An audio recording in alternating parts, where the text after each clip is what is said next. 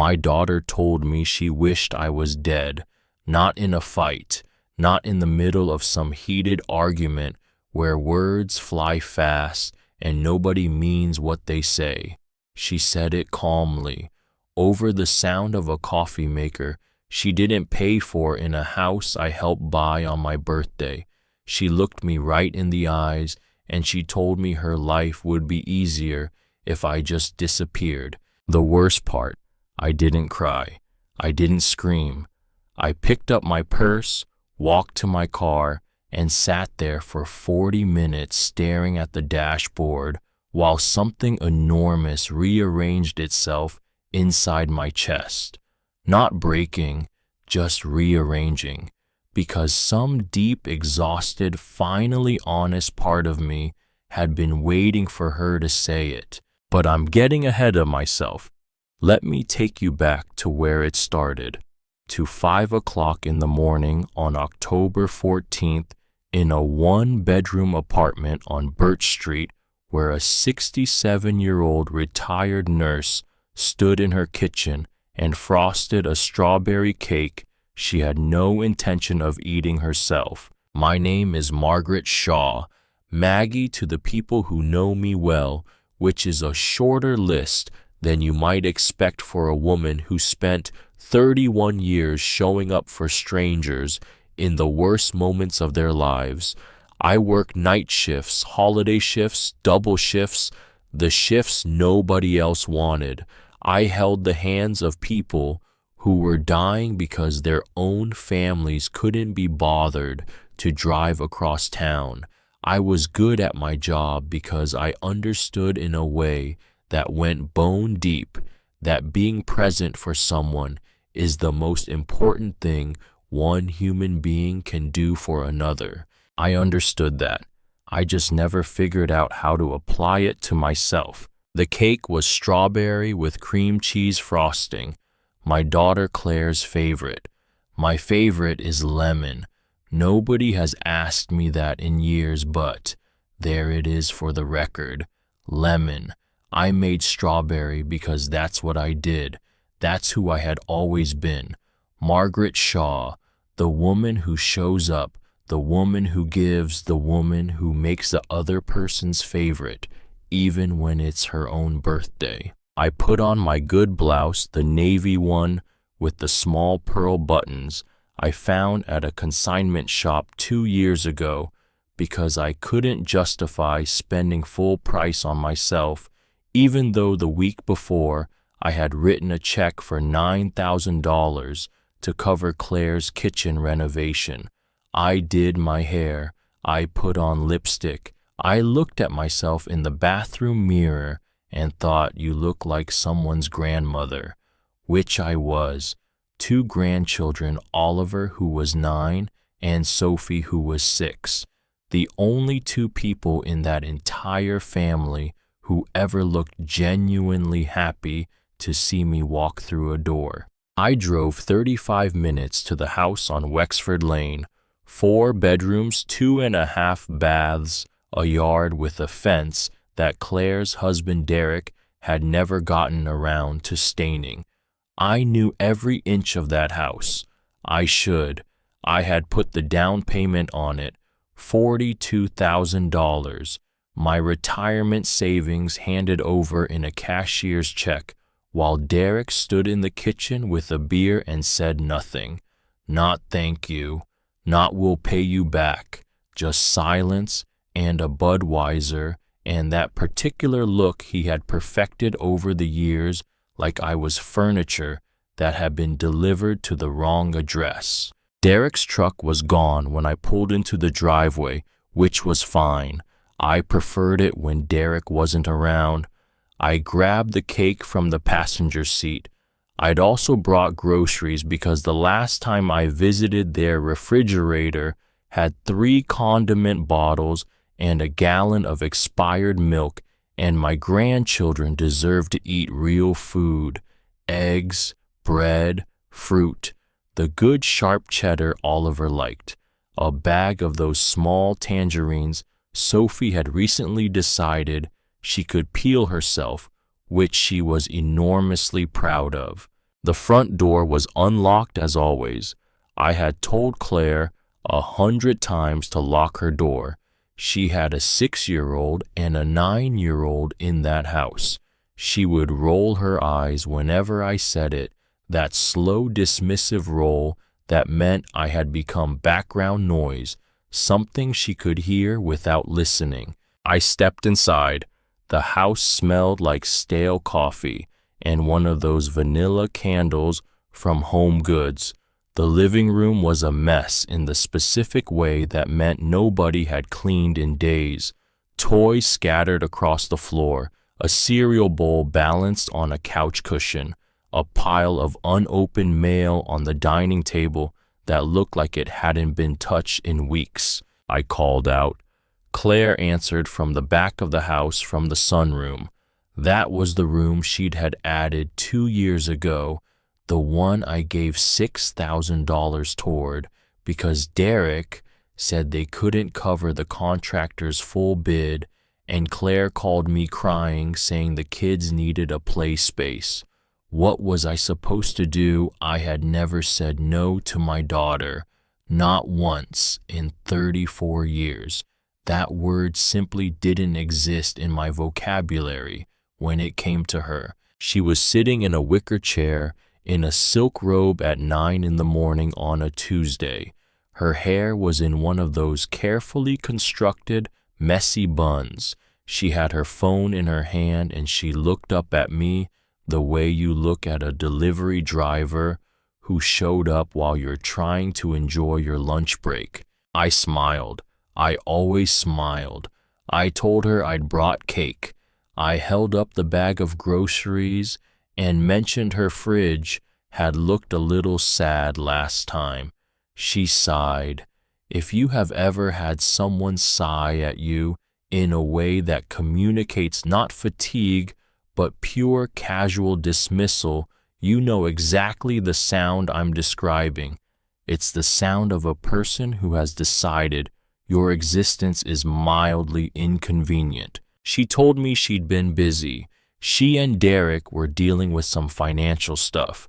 I asked what kind of financial stuff, and she shifted in her chair. The mortgage, she said.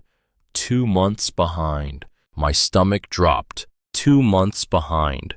I had given them $8,000 in April, specifically for the mortgage.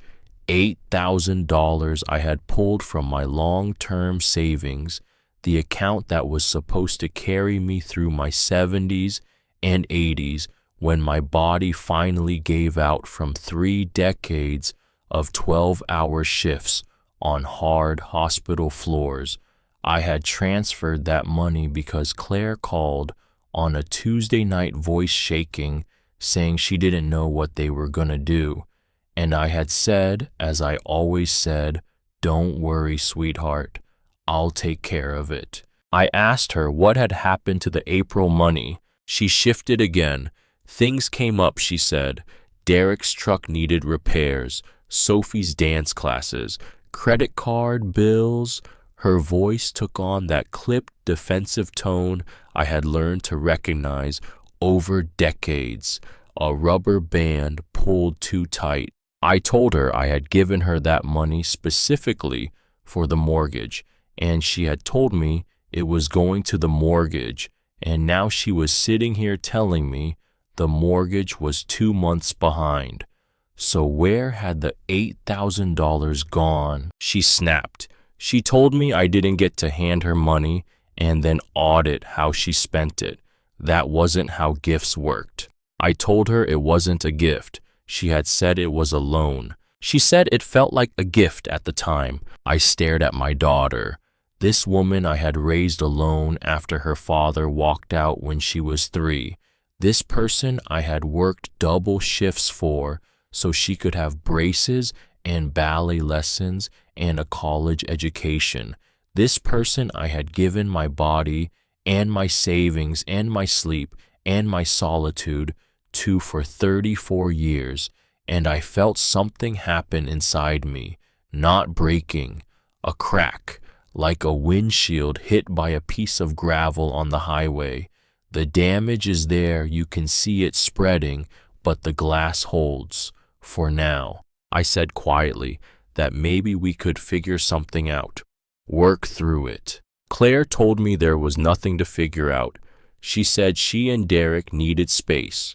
Grant said I was too involved. Derek, I thought.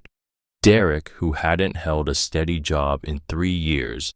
Derek, who, according to the most recent conversation I could remember, had spent $200 on a fantasy football account in the same month their mortgage went unpaid. That Derek had opinions about my level of involvement in keeping a roof over my grandchildren's heads. I said something I probably shouldn't have said. I said maybe the reason she felt like she couldn't do anything without me was because she couldn't. The words landed. I watched them hit.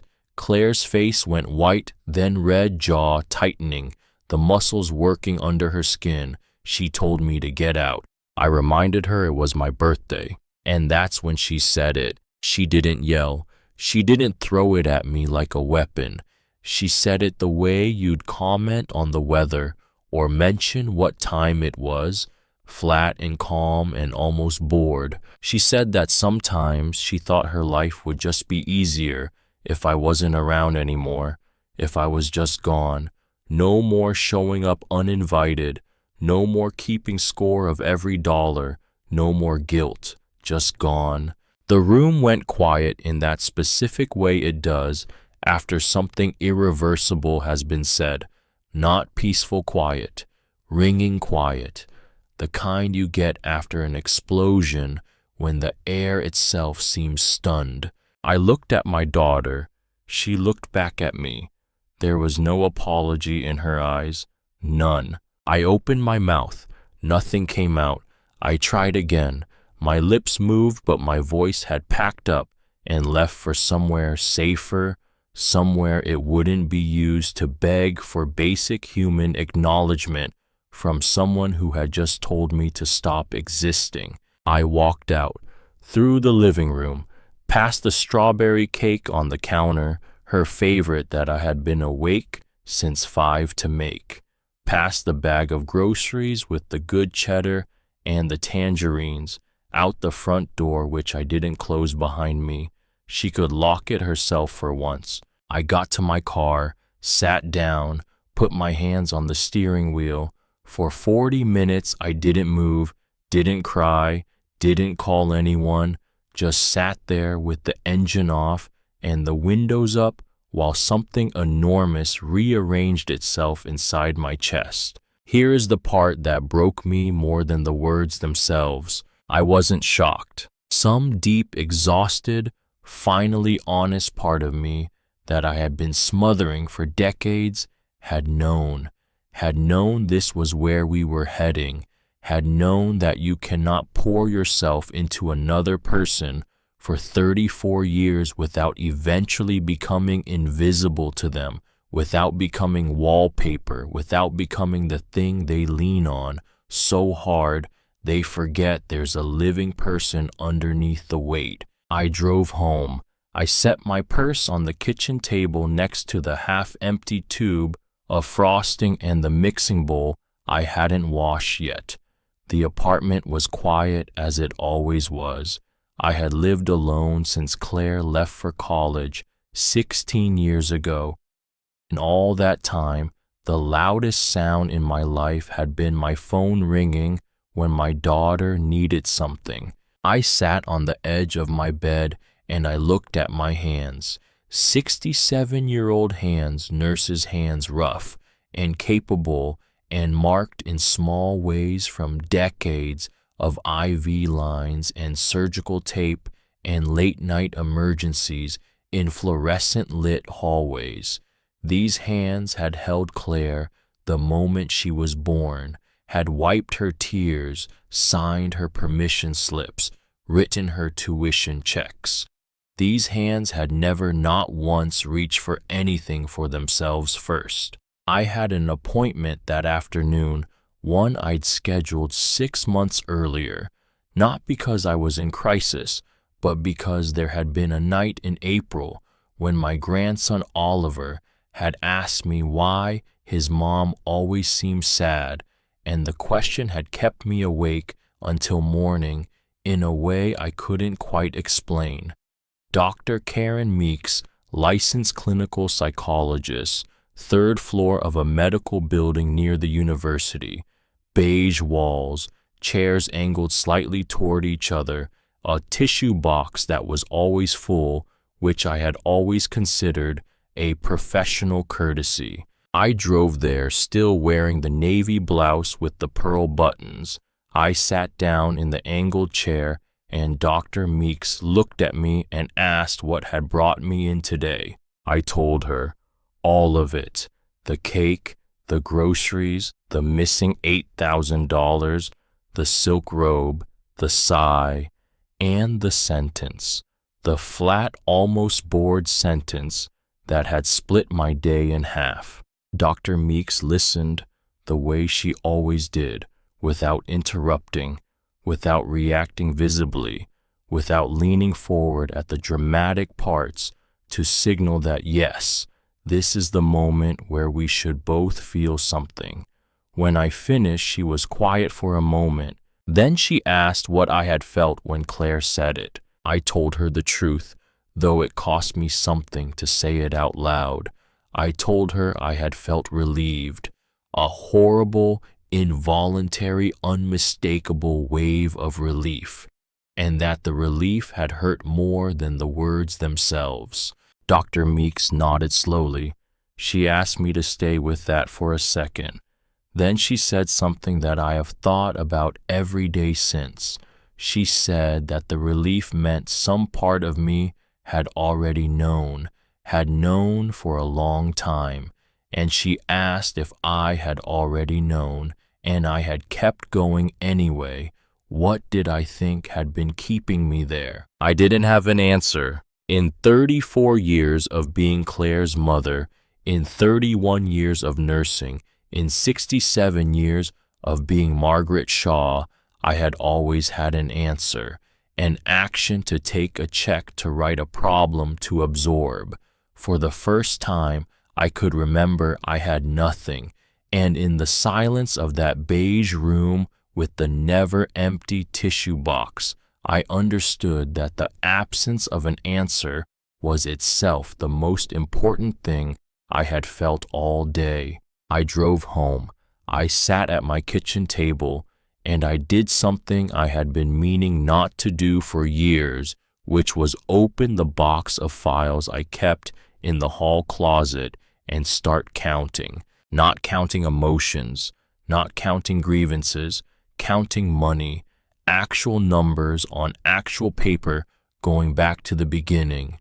Tax returns, bank statements, canceled checks, receipts, emails confirming wire transfers, the entire paper record of 14 years. I started with the easy ones. The down payment on the Wexford Lane house, $42,000. I remembered writing that check because my hand had actually trembled. Claire was 28, just married, and they couldn't get approved for the full mortgage without a larger down payment. She had called on a Tuesday night, voice already breaking before I answered, telling me they were going to lose the house. There was another offer. They needed the down payment by Friday. She had said she wanted her kids to grow up in a real house with a yard, the way she had. She had grown up in a 2-bedroom rental with water stains on the ceiling. But sure, I thought then and still think now, like she had. I transferred the money the next day. Then the wedding, $23,000 for the venue, the catering, the dress, the flowers, a photographer who charged more per hour than I had made in a full shift at the hospital. Derek's family contributed nothing. His mother mailed a card with a $50 bill inside and a note that said, "Wishing you love and happiness." I still have that card. I have kept it in the back of a drawer, as evidence of something, though I am not entirely sure what. Imbalance, maybe. The particular kind of quiet injustice that happens in families every day and nobody names out loud. Then the smaller things, which were never actually small, they only felt small because they came one at a time. Claire's car breaking down, $3,000. Derek losing his job, $5,000 to cover bills while he figured things out. Sophie's birth and the insurance gap, $4,000 for hospital bills. Oliver's tutoring, $200 a month for 18 months. The roof leaking, $7,000. The kitchen renovation, $6,000. And then the credit card debt in waves, $8,000. Then another $5,000.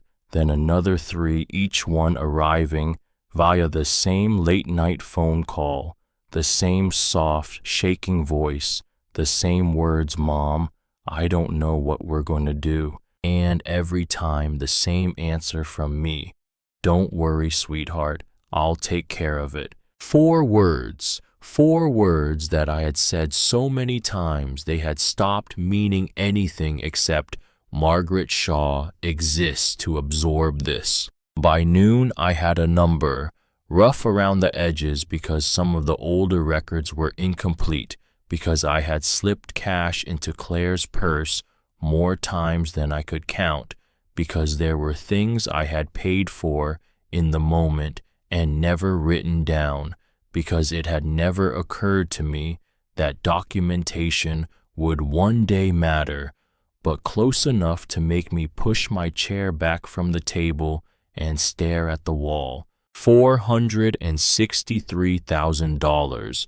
That was what I had given Claire and Derek over 14 years, not counting groceries, not counting gas money, not counting my time, my sleep, my health, my canceled plans, my missed opportunities, every vacation I hadn't taken, everything I hadn't bought for myself, the entire architecture of my life, bent around the needs of a woman who had just told me to stop existing. $463,000 from a retired nurse living in a one-bedroom apartment with a leaky faucet she hadn't called the landlord about because she'd been too busy worrying about her daughter's mortgage. I closed the laptop. I looked at the mixing bowl in the sink, the one I'd used to make the strawberry cake at 5 in the morning, and for the first time in a very long time, I felt something I didn't immediately recognize. Hot, hard, sitting in the center of my chest like a coal that had just caught. Not sadness, not guilt, not that soft, apologetic, maybe I deserved it feeling I had been carrying for years, like a second purse. This was something else entirely.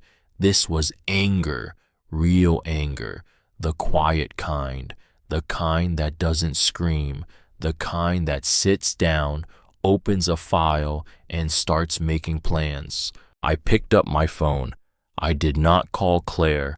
For the first time in 34 years, when something seismic happened in my life, I did not reach for my daughter. I called a lawyer. His name was Victor Hale. I found him through an online search. Family attorney, downtown office, strong reviews, reasonable rates. His receptionist put me through, and when Victor answered, his voice was steady in a way I found immediately useful. Not warm, steady, like a railing on a staircase in the dark. You reach for it and it holds, which is all you need. I told him everything. He listened without interrupting, which was more than I could say for most people in my life. And when I finished, he asked me one question. He asked if I knew whose names were on the deed to the Wexford Lane property. I said I assumed Claire and Derek. It was their house. I had just provided the down payment. Victor told me we needed to find out, because if my name was on that title even partially, I had legal standing, that changed everything about my situation. He used the phrase legal standing the way a doctor uses a diagnosis: precise, serious, caring weight. I told him I'd never thought of myself as having legal standing. I was a mother. Mothers had guilt and obligation and a phone that rang at midnight when someone else's life was falling apart. Legal standing was for other people. Victor Hale did not particularly care how I had thought of myself. He cared about what the paperwork said. I hung up, sat in my kitchen with cold coffee and a mixing bowl in the sink, and October trees dropping leaves outside my window, letting go of what they couldn't carry into winter. That afternoon, I did something small that felt enormous. I logged into my bank account and opened the joint emergency fund I had set up years ago, the one I had created specifically for Claire, funded entirely from my own overtime shifts and holiday bonuses and the unglamorous necessary work of being the nurse on the floor nobody else wanted to work. $11,000, every cent mine. I closed the account, transferred the balance to my personal savings, removed Claire's access entirely. Then I sat very still and waited for the guilt to arrive, because it always arrived when I did anything for myself. That familiar wave of shame, the voice that sounded like my own mother asking what kind of woman takes from her child. The guilt came, of course it did, but underneath it, for the first time, there was something else, something I had not felt in so long I almost didn't recognize it. Relief. I looked around my apartment, the small rooms, the second-hand furniture, a framed photograph on the bookshelf of Claire at age 7, gap-toothed and laughing, holding a dandelion she'd picked for me in the backyard of our old rental. That little girl, all bright eyes and cold feet, pressed against my legs during thunderstorms, whispering that I shouldn't let the sky fall. I didn't know where that girl had gone. Maybe she grew up. Maybe she married the wrong man. Maybe I held on too tight and she could only break free the one way she knew how, by breaking me first. I didn't know. What I knew was that the woman in the silk robe was not that girl anymore, and I could not keep setting myself on fire to keep her warm. I washed the mixing bowl, dried it, put it away. Then I sat down at my kitchen table with a legal pad and a pen, and I wrote 2 words at the top of the first page: my terms. I stared at those 2 words for a long time. In 67 years, I had never written them. I had always had conditions, certainly, but they were conditions other people set for my love and my time and my money and my presence. Terms of my own rules. I expected others to follow boundaries with actual consequences. Never, not once, not in all my years of nursing or mothering or living alone in this small apartment, pretending that giving everything away had made me full. I picked up the pen.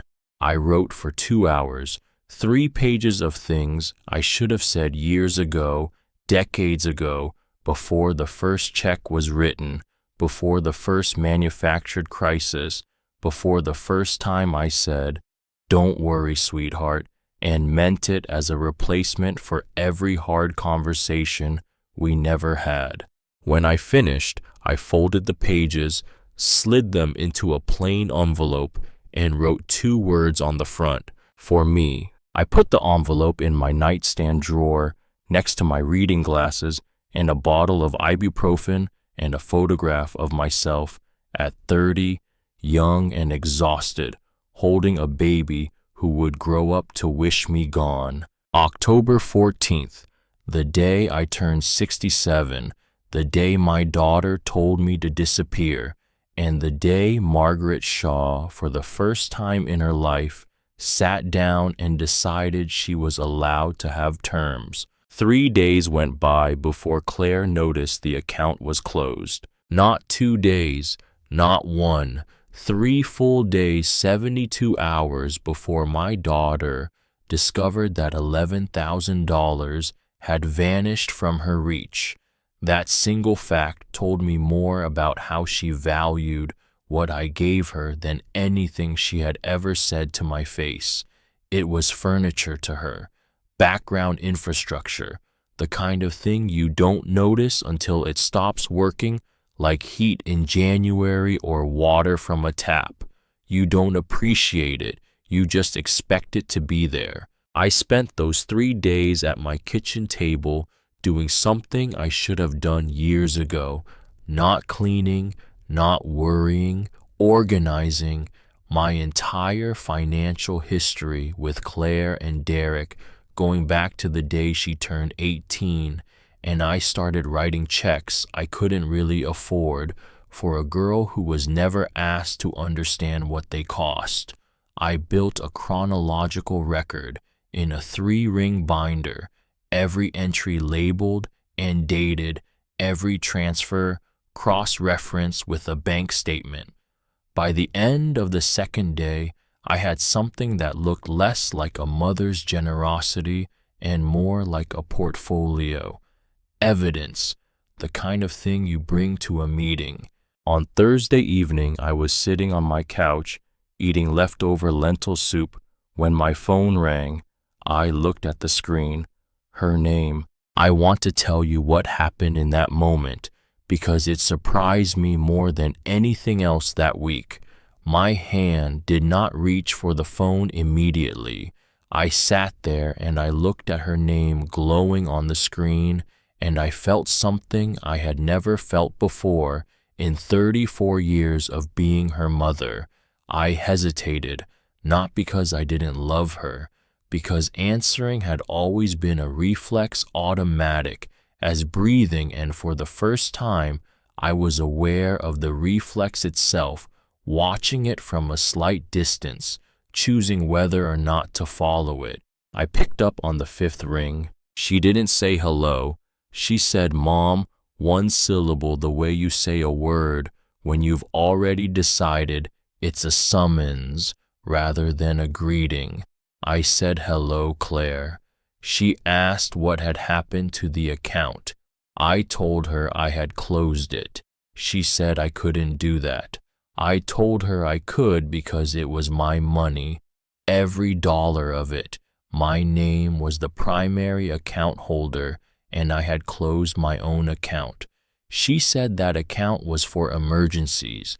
I told her it had been her emergency fund for 6 years, funded entirely by me, and I had never once withdrawn from it. She said she needed that money. The mortgage was 2 months behind. I told her I knew. She had mentioned it on my birthday, right before she told me her life would be easier without me in it. There was a short, sharp intake of breath on the other end of the line, then silence. I could hear the particular quality of it, the half-second recalibration, and I realized I could read the silence clearly now in a way I hadn't before. I had been watching this pattern for 34 years without naming it. She was choosing her next move, tears or righteous anger or cold withdrawal. She had a full repertoire, and I had fallen for every entry in it at least a dozen times. She chose anger. She told me she had never said anything like that. I was twisting her words. I quoted her back to herself, the exact phrasing, the exact tone. She said that wasn't what she meant. I said I had been there and I remembered what she meant.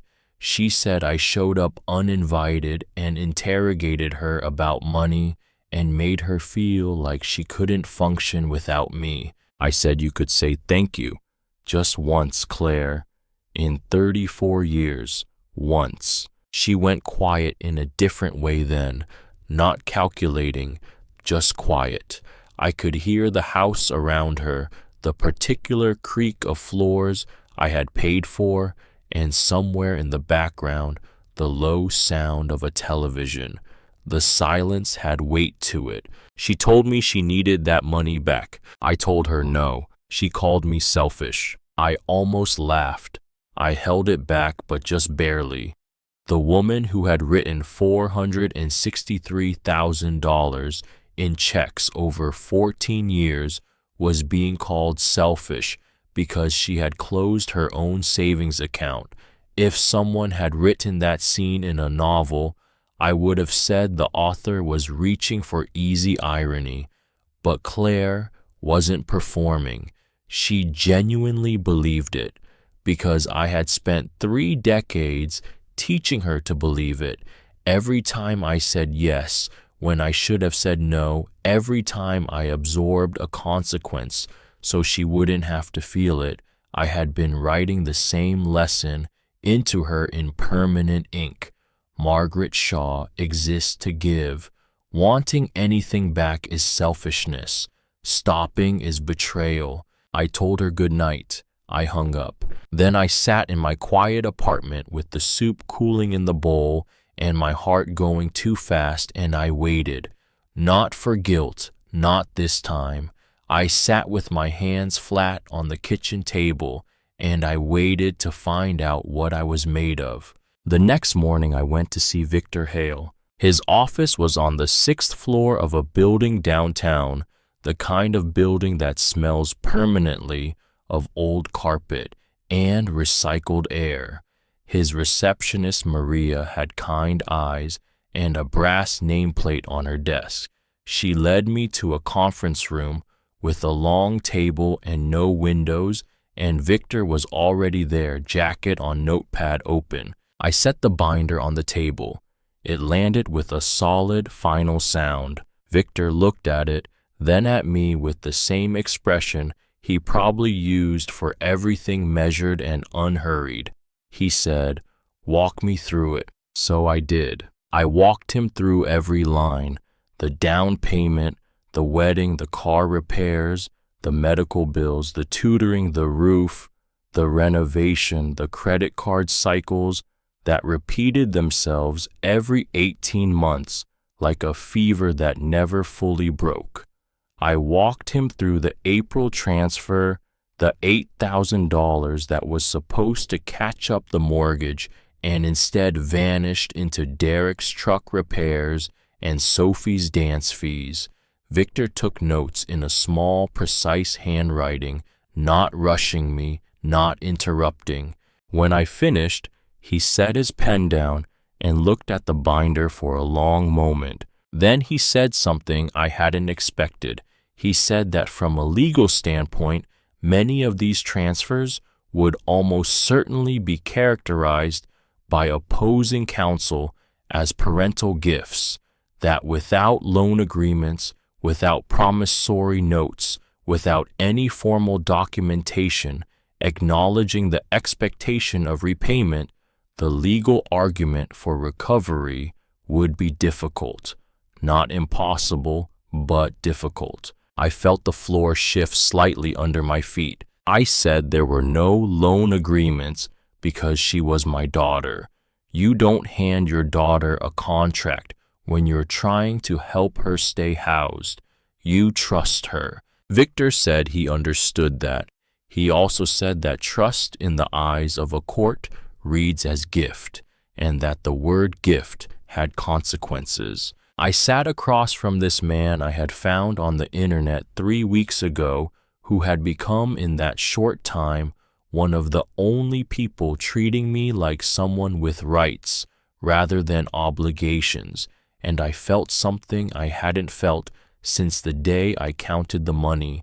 Not anger, closer to despair, the particular despair of discovering that the system designed to protect people had no specific interest in protecting someone who had been too trusting to protect herself. Then Victor picked up his pen again and said, "However, before we discuss any of that, I want to share what I found when I pulled the title records on the Wexford Lane property. He let that sentence sit in the room for exactly 1 second. He said, "My name was on the deed." I heard the words.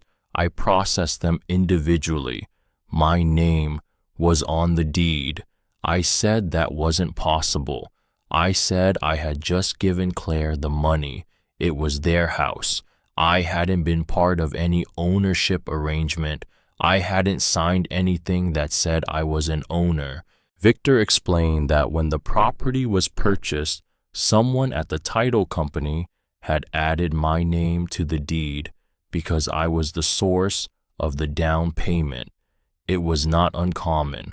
The mortgage, the loan itself, was in Claire and Derek's names, but the deed, the actual legal document establishing who owned the property, listed me as a co-owner, Margaret Marie Shaw. My full name in black ink on the title to a house I had been told to leave. I owned part of it. The house where my daughter sat in a silk robe and wished me gone. The house I had written a $42,000 check for while Derek drank a beer and said nothing. I was a co-owner. Victor waited while I processed this. Then he said there was one more thing. He said that approximately 18 months ago, Claire and Derek had taken out a second mortgage against the property, $65,000. He paused. Without notifying me, without my signature, without my knowledge or consent on a property where my name appeared on the deed. I looked at him across the long conference table in the windowless room, and I heard the hum of the building's ventilation system, and I thought about Derek on the phone telling me I was too involved in his family's affairs. Too involved. That was the exact phrase he used. Too involved, while he was borrowing $65,000 against my property without telling me. Victor gave me a moment. Then he told me clearly what this meant. As a titled co-owner, I had legal rights to the property. I could request a formal buyout. I could petition the court for a partition sale, which would force the property to be sold and proceeds distributed among the owners after outstanding debts were settled. The second mortgage taken without my consent was a matter he intended to address separately because the way it had been obtained was, in his words, a serious problem. I thought of all the times Derek had looked at me over the top of his phone, all the years of being furniture in his house, an inconvenience, an ATM that occasionally had opinions. I thought of his voice on the phone saying, "Eleanor, not Mom, never Mom," telling me I was too close to his family's business. Victor laid out 3 options. He was organized in a way that I found genuinely comforting because after 34 years of chaos, management clarity felt like oxygen. The first option was to do nothing, leave my name on the title, and hope Claire and Derek eventually caught up. He said he didn't recommend it, and his tone made clear why. They were not catching up. They were falling further behind. The second option was to formally demand a buyout, sending a legal letter giving them 60 days to purchase my share at fair market value. The third, if they couldn't produce the money, which both of us understood they couldn't, was to petition the court for a partition sale. I asked what happened to the children if we forced a sale. Victor set down his pen. He looked at me the way he sometimes did when he had something important to say and wanted to make sure I was actually hearing it. He said, "Margaret, I want you to understand something clearly. You are not the person who put this family in danger. You are the person who kept them solvent for 14 years. The second mortgage, the missed payments, the mismanaged funds, those are their choices." He paused. You didn't cause this, you delayed it. Those 3 words, I delayed it, not prevented, not solved, delayed. For 14 years, I had been throwing money at a house that was sinking and telling myself I was building something solid. I hadn't been building anything, I had been buying time. Time for Claire to grow up, time for Derek to find his footing, time for someone in that household to learn how to stand without me holding them vertical. Nobody had learned. Nobody had needed to. I was always there. I told Victor to send the letter. Option 2, first 60 days, give them the chance to buy me out. And if they couldn't, we would file. My voice was level when I said it. My hands were still on the table. Something happened inside me in that moment. Not a crack this time. Something older and tighter. Something I had been holding close for decades loosened its grip just slightly, like a fist beginning very slowly to open. The letter went out on a Monday, certified mail return receipt. On Wednesday at 4:17 in the afternoon, my phone produced 12 text messages in 8 minutes. I read them all, every one. I sat at my kitchen table with my hands flat, on the surface the same position I had taken after hanging up on Claire, and I read them in order. What is this? You can't be serious. You're suing your own daughter. Derek is losing his mind. You're gonna take the house. Think about the kid's mom. Everyone is going to find out what you did. I'm calling Sandra. You are dead to me. Do not contact me or my children. I felt each one. I won't pretend otherwise. She knew exactly where to aim, and she had been aiming at those same targets for 34 years. The children, the family's reputation, the threat of complete severance. Every weapon she had ever deployed, she deployed now all at once. But here is what was different this time. I could see them as weapons. I could see the mechanics of it, the way each message was engineered to produce a specific response in a specific person, namely me, the person who had spent her entire adult life believing that good mothers absorb everything and apologize for the trouble. The weapons only work if the target still believes she deserves to be hit. I put the phone face down on the table. I washed the dishes from dinner. I dried them and put them away. Then I called Victor and told him she had received the letter. He told me his office had already received 3 voicemails, 1 from Claire and 2 from Derek. He said Derek had initially threatened to sue him personally, which was not how any of this worked, and had then called back to ask if there was any way to settle this quietly. Victor said that depends on whether they can produce the money. We both know they can't. Derek called me himself 3 weeks after the letter. In 14 years, he had called me twice, once to ask me to babysit, once to borrow $3,000 for what he described as a business opportunity, which turned out to be an online poker account. Both times I had said yes. Both times he had treated the conversation as a transaction and moved on. This time his voice was different. Still not warm, still not the voice of a man speaking to someone he considered family, but tight in a new way. He told me Claire hadn't been sleeping, hadn't been eating. The kids were asking where Nana was. He said I could fix this by calling off the lawyer, that we could work it out between us, like reasonable adults. I asked him to define reasonable.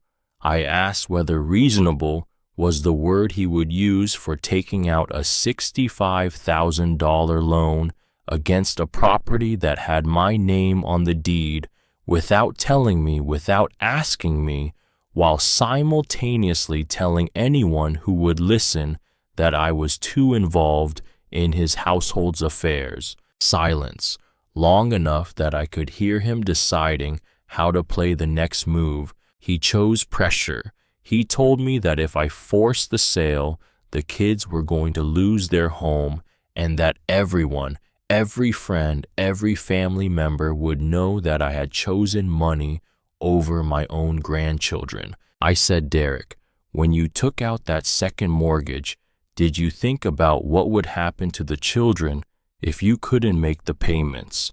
When Claire spent the money I sent in April on your truck repairs and credit card debt instead of the mortgage, she told me it was for, did either of you think about the children then? He said that was different. They were drowning and they had done what they had to do. I said, you have been drowning for 14 years. I have been the oxygen. And instead of learning to breathe on your own, you just kept pulling in more air. He hung up. No goodbye. Just the dead click of a man who had discovered the account he had been quietly drawing from was no longer available and had no other play left in his book. I put the phone down. My chest was tight. I could feel the old version of myself moving around inside me, the one who would have called back, who would have found a way to smooth this over, who would have driven to Wexford Lane that night and pushed a check under the door with a note that said, I was sorry, even though she had nothing to apologize for. That woman was still in there. She hadn't gone anywhere. She was just no longer making the decisions. I went back to see Dr. Meeks, not because my scheduled appointment had arrived, but because I called her office and asked if she had anything earlier, and she did. I sat down in the angle chair and told her about the letter and the text messages and Derek's phone call. She listened the same way she always did, without performing a reaction. When I finished, she asked me something I hadn't expected.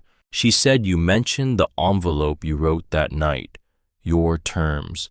She asked whether I had read it recently. I told her I had read it the night I almost called Claire and didn't. Dr. Meeks said, tell me about that night. I told her about sitting at the kitchen table at 11 in the evening with cold tea and my phone in my hand and the photo album open, scrolling through pictures of Oliver and Sophie, about how I had opened Claire's contact and felt the pull, enormous and familiar, to just end all of this by becoming the person everyone needed me to be again. Small, quiet, available, self-erasing. Dr. Meeks asked what had stopped me. I said 3 pages in a nightstand drawer. She was quiet for a moment. Then she said, you wrote the answer to that question before you knew the question was coming. That means it came from somewhere real in you, not from a crisis, not from me or from a lawyer, from you. I looked at her across the beige room. She said, that's not nothing, Margaret. That's actually everything. What I didn't tell Dr. Meeks, what I hadn't told anyone yet, was that the night before I had nearly called Claire was also the night I had started to understand something about the silence from Oliver and Sophie that was harder than anything I had dealt with so far. Claire had not allowed any contact, no calls, no visits, no FaceTime. I did not know if they were asking about me. I did not know what she had told them. I did not know whether in their understanding of the situation their grandmother had simply disappeared. That not knowing sat in my chest in a way that was entirely different from the legal battle, from the money, from the text messages. Those I could hold steady against. The thought of Oliver asking where Nana was and getting some version of the story that made me the villain that I could not hold steady against. That one found the seam. Victor filed a petition in December. 2 days later, I got a call from Sandra Holt, my late husband's sister, at 7 in the morning while I was brushing my teeth. She said Claire had called her the night before, hysterical. She said it sounded like I was trying to take Claire's house. I rinsed my mouth, looked at my own face in the bathroom mirror, and said, Sandra, do you know how much money I've given over the last 14 years? Sandra said that wasn't the point.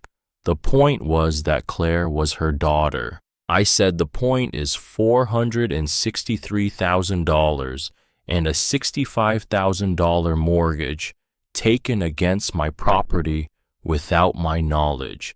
That is the point, Sandra. That is the entire point. Silence. Then she said she was sure there was an explanation. I told her there was. The explanation was that my daughter and her husband had been taken from me for over a decade, and the moment I asked for accountability, I became the villain. Sandra said she just thought I should consider what this looked like. I asked her what it looked like when a daughter tells her mother she wishes she were dead. Sandra didn't have an answer for that. She said something about family and forgiveness and how nice it would be if everyone could just sit down together, and I said goodbye and hung up and stood in my bathroom with the toothbrush in my hand, thinking about how that's how the machinery works. The person who finally says enough gets cast as the aggressor. The people who spent years lying, manipulating, they become the victims, because stopping is louder than stealing, because a boundary looks like an attack to someone who has been living comfortably off your silence. Barbara Monroe's voicemail arrived 2 days later. I listened to it twice because I genuinely could not believe what I was hearing. Derek's mother calling from her condominium in Florida, informing me in a measured and deeply self-assured voice that what I was doing to her son and daughter-in-law was unconscionable. She said she had raised Derek to be a provider. She said he didn't need me hovering over his family with my ledger of complaints. She told me to call off the lawyer and be a mother, not an accountant. I stood in my kitchen and I thought about the card she had sent to the wedding I paid $23,000 for, $50, and wishing you love and happiness. That was the full extent of Barbara Monroe's investment in her son's marriage and household. $50 and a card. She had never contributed to a mortgage payment, a medical bill, a grocery run, a school supply, a single emergency of any kind. She had been watching me bankroll her son's family from her condo for 14 years and had never once picked up a phone to say I should be doing more. And now she was calling me not her son, not her daughter-in-law, to tell me to be more of a mother. I did not call her back. I called Victor instead. He said they're trying to control the narrative. That's standard. People who are cornered try to manage the story, but stories don't hold up in court. Documents do. And we have the documents. He was right. We had everything. 14 years of paper evidence organized and labeled sitting in a binder on Victor's conference table. Every receipt, every transfer confirmation, every canceled check. The title with my name on it in black ink. The second mortgage paperwork that no one had asked me to sign because no one had told me it existed. But the documents didn't stop the phone from ringing. They didn't stop me from lying awake at 3 in the morning, wondering if the people calling me were right. If drawing a line really did make me cruel. If the correct interpretation of this entire situation was that I was a woman who had chosen a legal dispute over her own grandchildren. I lay in bed staring at a water stain on the ceiling and thought about something Dot had said to me years ago back when we were still working the same floor at the hospital.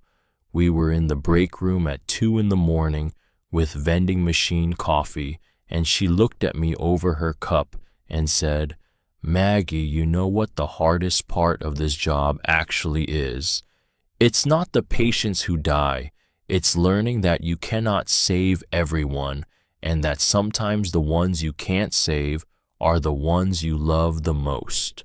I had thought she was talking about patients. December came fast and cold, and Victor filed the partition action, and somewhere across town, a family in a house I had helped buy received a summons, and I stood at my kitchen window and felt something I had not expected to feel. I was not afraid, not of losing Claire, not of being called selfish or heartless by people who had never asked for my side of the story, not of any of it, because the worst thing that could happen to me had already happened on my birthday in a sunroom I helped pay for. My daughter had looked at me and wished me gone. After that, everything else was just paperwork. Then 3 days before I was supposed to board a plane to Austria, standing in the canned soup aisle of a grocery store comparing prices on chicken noodle, my phone rang. Victor said, "Margaret, I have an update on the foreclosure timeline." I should also mention that I received a call this morning from the lender's attorney. The December mortgage payment was missed. That brings them to 3 months in arrears. The bank has formally initiated foreclosure proceedings. I put a can of soup back on the shelf. He said with both the partition action and the foreclosure now active, the house is almost certainly going to be sold. The only question is whether it goes through the bank at auction, which typically yields less, or whether we can arrange a supervised private sale that maximizes the return for everyone, including you. I asked, and my share. He said that after the primary mortgage and the second mortgage were satisfied, and after fees and taxes, I was looking at a recovery somewhere between $80,000 and $140,000. I stood in the soup aisle of a grocery store under fluorescent lights while a sale on cream of mushroom played out somewhere near my left elbow, and I thought about the $42,000 check and the $23,000 wedding and the $8,000 in April that went to a truck and a credit card, and the $65,000 loan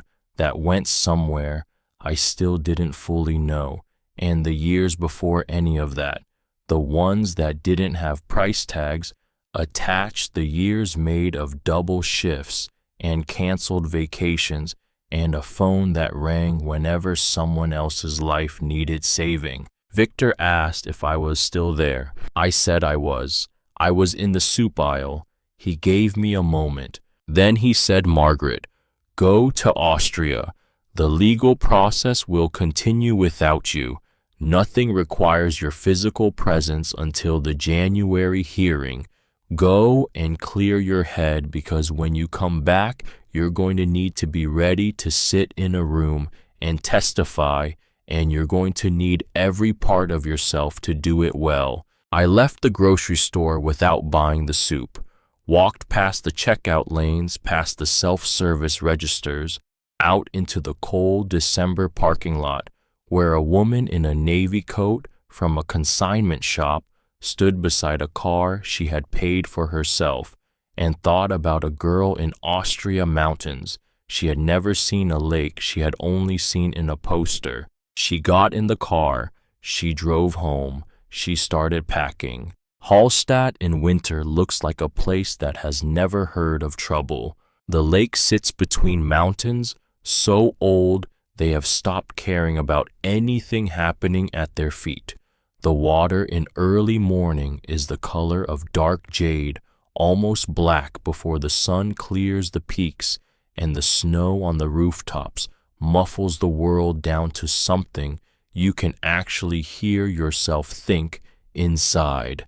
The streets are narrow cobblestone, the buildings painted in colors that have no business being that cheerful in December, yellow and pink and white, and the air carries pine and wood smoke and cold so clean it feels like something you could save. I arrived on December 23rd with one suitcase and the specific exhaustion of a woman who has been holding herself together by sheer determination for 2 months and has just been given permission to stop. Helga, at the front desk of the small family hotel, handed me a room key and a ceramic cup of something hot that tasted like mulled cider, and she asked if I was traveling alone. I said yes. She said, "Good. Sometimes alone is the best company you can keep." She said it without pity, which was the most valuable thing anyone had said to me in weeks. My room was small and clean, a white quilt on a narrow bed, a wooden desk, a window that looked directly out over the lake. Nothing decorative, nothing trying to impress. Just a room that existed for the purpose of holding one person safely for a while, and that was exactly what I needed it to be. I sat on the edge of the bed and I cried, not the kind of crying I had been bracing myself against for 2 months, the kind that feels like drowning. This was different, quieter, the kind that comes when you have been clenched so tightly for so long that a single moment of warmth and silence is enough to release what you've been holding. I cried because the room was warm. I cried because no one was going to call at midnight. I cried because I was sitting in the Austrian Alps on December 23rd, completely alone, and for the first time in longer than I could measure, alone did not feel like punishment. The first 3 days I walked along the lake path in the mornings when the water was still dark and the mountains were just shapes in the gray, through the market streets in the afternoons where vendors sold carved wooden ornaments and warm pastries and candles. I ate when I was hungry. I slept when I was tired.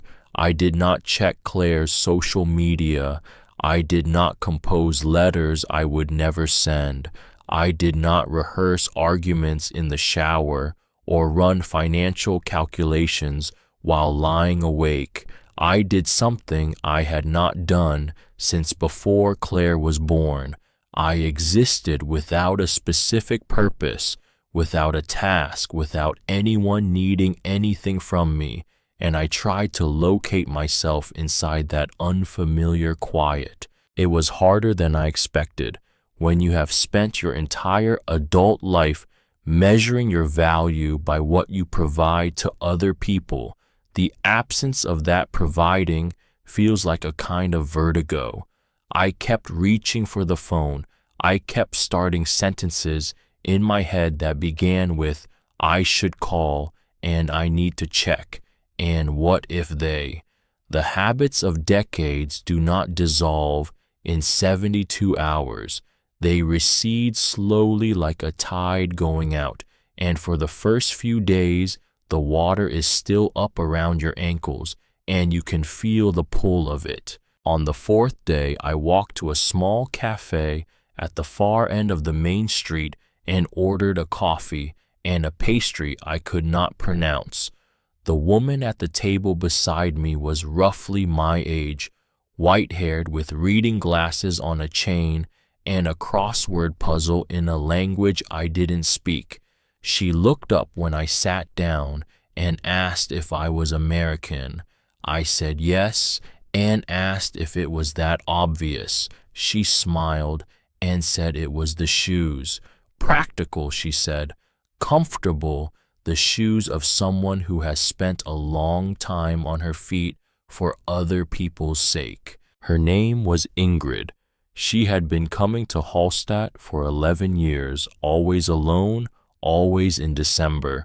Her husband had died 4 years ago, a mathematician who loved opera and was genuinely helpless in a kitchen, and she had decided after his death that she would spend 1 month every year somewhere that had nothing to do with her ordinary life, doing nothing useful, being no one's anything in particular. We talked for 2 hours, and not once did either of us discuss money or family or legal proceedings or the specific weight of being 67 and suddenly confronting the arithmetic of your own generosity.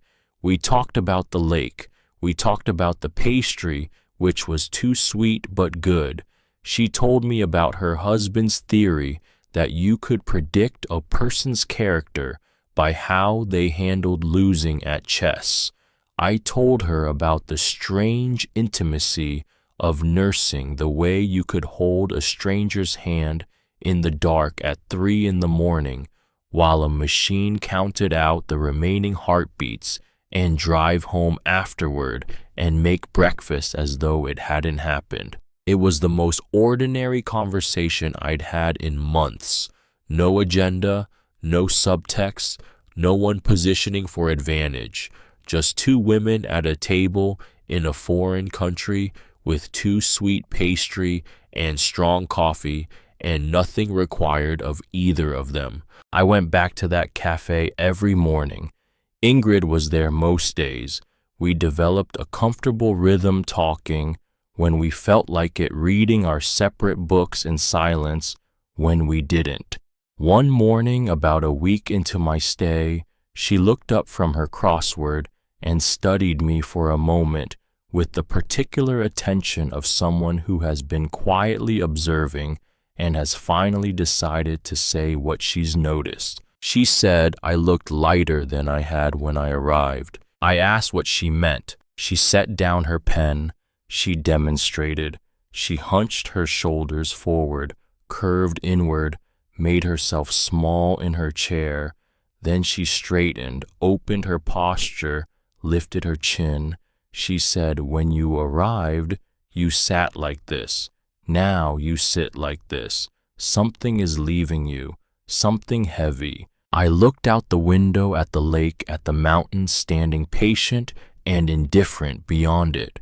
I thought about what she was describing, and I knew she was right, but I hadn't had words for it until she offered the image. I told her I thought I had been carrying something for a very long time, and that I thought I had just set it down. She nodded, as though this was the most reasonable thing she had heard all week. She said, "Good. Don't pick it up again." Then she went back to her crossword. I sat there in that cafe with the cold lake visible through the window and felt something settle in me that had been unsettled for 34 years. Not peace exactly, more like the moment after a fever breaks, when your body stops fighting and simply rests. I was still here, despite everything, despite the birthday and the sentence and the 12 text messages and the phone calls from relatives who hadn't spoken to me in years but had very strong opinions about my choices, despite the legal battle and the months of silence from my grandchildren and the $65,000 betrayal and all the years of money that had disappeared into a life I wasn't considered a real part of. I was still here, drinking coffee in Austria, eating pastry that was too sweet, talking to a German woman about nothing in particular. That was survival, not the version I had imagined, not standing firm with your jaw set and your fists ready, just a woman in a cafe not needing to be anywhere else, not needing to be needed, just being. Victor called on the 30th of December. I was walking the lake path with my hands in the pockets of a dark green coat I had bought 2 days earlier at a shop in town because I had not packed warmly enough. I paid full price for the coat and felt no guilt about it, which was a small victory that I recognized as significant. My breath made clouds in the cold air. A small gray bird landed on a rock at the water's edge and looked at me with frank curiosity. Victor said the December mortgage payment had been missed, 3 months total now. The foreclosure was moving forward. He said the question was no longer whether the house would be sold, but how. A court-supervised private sale would return more to everyone than a bank auction. He said my recovery, after both mortgages and associated costs, was looking like somewhere between $80,000 and $140,000. I stopped walking. I looked at the lake, still and dark and enormous, and the mountains behind it, and the gray bird on the rock who had apparently decided I was not interesting enough to flee from. I asked Victor something I had never asked him before. I said, "Am I doing the right thing?" He was quiet for a moment. I could hear the quality of his consideration through the phone, the same steadiness that had made me trust him from the first call. He said he was my attorney, not my priest. But he told me this in 20 years of practice. Most of the clients who came to him after being taken advantage of by family had waited too long. Most of them lost everything. I had not waited too long. I had documentation. I had legal standing. I had the courage to use both. Whether that was right was a question above his pay grade. But it was not wrong. Not wrong. I had spent 67 years trying to be right.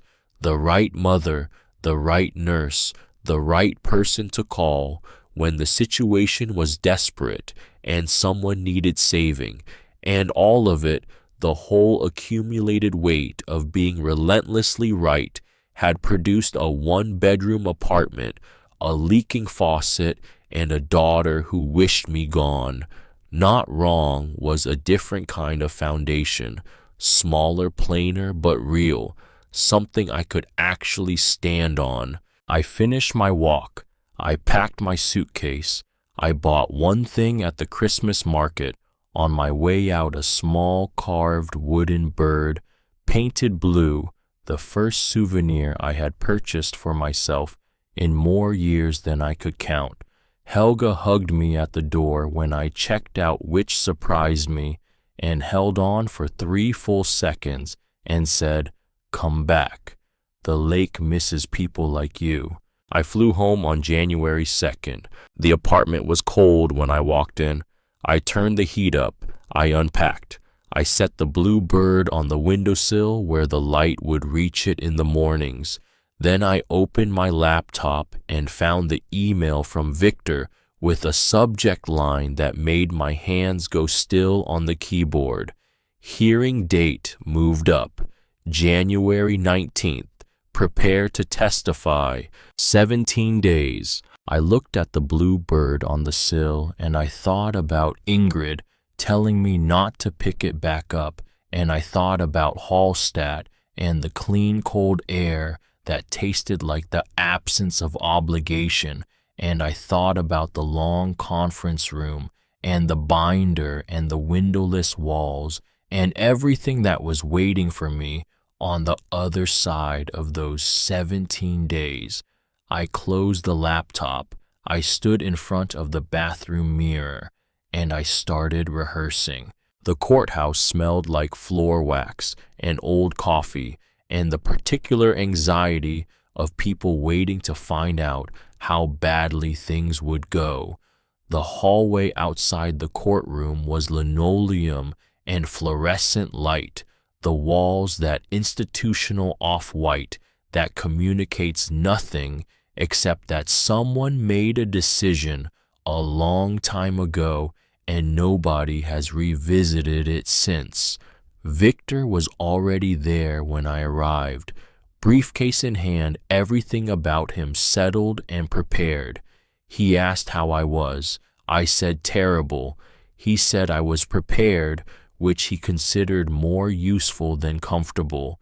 The room was smaller than I had imagined.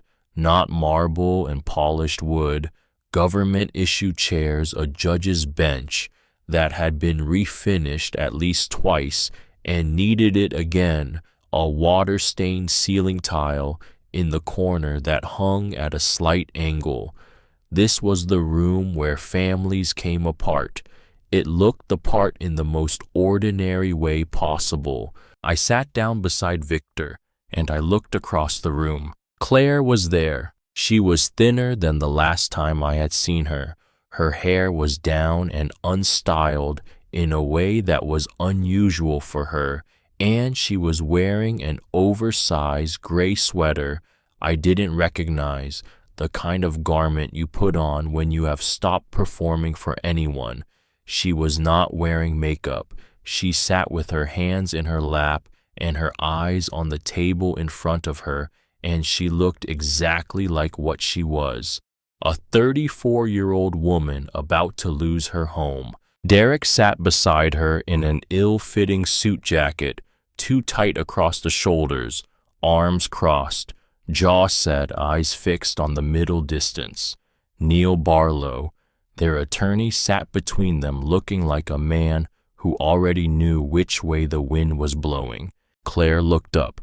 For exactly one heartbeat, one breath, one instant that lasted no time at all, I saw her at 7 years old, gap-toothed and laughing, holding a dandelion in a backyard that no longer existed, cold feet pressed against my legs during a thunderstorm.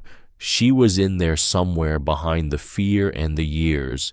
Then the moment passed, and the woman in the gray sweater looked away. Judge Raymond Whitfield entered the room, late 60s, reading glasses on a chain, the face of a man who had heard more than 10,000 stories of human failure and had developed the rare combination of having stopped being surprised and not having stopped caring.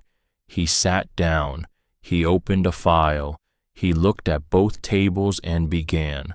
Victor presented our case with the same quality I had come to associate with him entirely, not theatrical, not aggressive, simply relentless. He laid out the facts in order, the down payment and what it had cost me, my name on the deed, the pattern of financial transfers over 14 years, the second mortgage obtained without my knowledge or consent, the 3 months of missed payments and the foreclosure already in motion. He presented the documents, every receipt, every bank statement, every canceled check, 14 years of paper evidence organized chronologically. When he reached the second mortgage, Judge Whitfield stopped him and asked Barlow directly whether it was true that a $65,000 loan had been secured against the property without the knowledge or consent of a titled co-owner.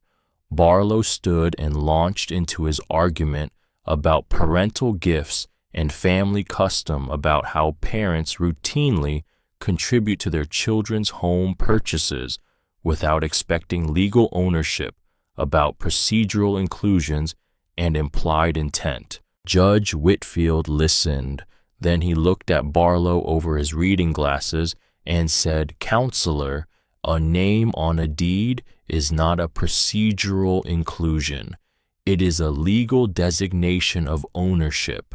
If the respondents believed otherwise, they had 14 years to correct the title. They did not." Barlow sat down. Derek whispered something in his ear. Barlow shook his head. Then the judge did something I had not anticipated. He asked to hear from me directly. Victor touched my arm. I stood up. My legs were heavy in a way that had nothing to do with fatigue. Every step toward speaking felt like wading against a current made of everything I had been told implicitly and explicitly about what good mothers were supposed to do and want and accept. Turn around, write the check, make it right, disappear quietly into the role. I did not turn around. I told the judge my name. I told him I was 67 years old and had spent 31 years as a nurse, mostly night shifts, mostly the shifts no one else wanted. I told him I had raised Claire alone after her father left when she was 3 years old, that I had never remarried, that I had put everything I had into her. I told him what everything amounted to, the number I had counted at my kitchen table on the morning after my birthday, and I watched him write it down. I told him about the April transfer and where the money had gone. I told him about the birthday visit and the sunroom and the silk robe and what Claire had said to me when she looked me in the eyes and told me her life would be easier if I disappeared. The courtroom was very quiet. I told him I was not asking the court to punish my daughter. I told him I was asking the court to acknowledge that I existed, not as a funding source, not as an emergency account, not as a name on a deed that no one had ever